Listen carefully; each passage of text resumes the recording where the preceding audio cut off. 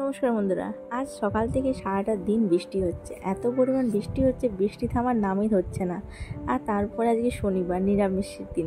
নিরামিষের দিনে যে কি করে খাবো সেটাই খুঁজে পাচ্ছি না। তাই সন্ধ্যাবেলা ইচ্ছে হলো ঘুগনি আর পকোড়া ভাজার জন্য, আর ওটা দিয়ে মুড়ি দিয়ে খাবো।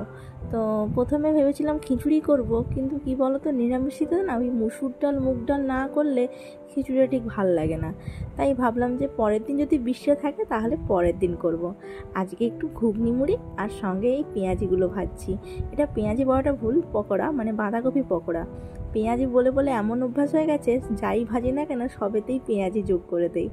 যাই হোক, এটা হচ্ছে বাঁধাকপি পকোড়া। এতে কিছুই নেই, শুধু বাঁধাকপি, কাঁচা লঙ্কা আর লবণ আর একটা মশলা, সবজি যে মশলা থাকে সেই মশলাটা দিয়েছি।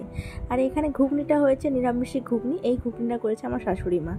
আমি সত্যি কথা বলতে নিরামিষি ঘুগনিটা না অতটা ঠিকঠাক আমার মনের মতো ঠিকঠাক হয় না, যেন মনে হয় কীরকম একটা টেস্ট। তাই শাশুড়ি মাকে বললাম যে আপনিই করুন এই ঘুগনিটা, আমি ঠিকঠাক তো পারি না।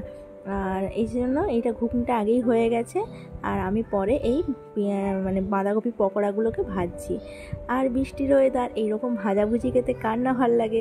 বৃষ্টির ওয়েদার এরকম পকোড়া ভাজা, ঘুগনি গরম গরম, আরও নানা ধরনের লোভনীয় খাবার খেতে জিভে জল চলে আসে, তাই না? তোমাদের বাড়িতে এই বৃষ্টির ওয়েদারে কী কী হচ্ছে কমেন্ট সেকশনে অতি অবশ্যই জানিও। আর এই যে তারপরে ভাজা হয়ে গেছে, এরপর আমরা খেয়ে নেব। আজকের মতো টাটা।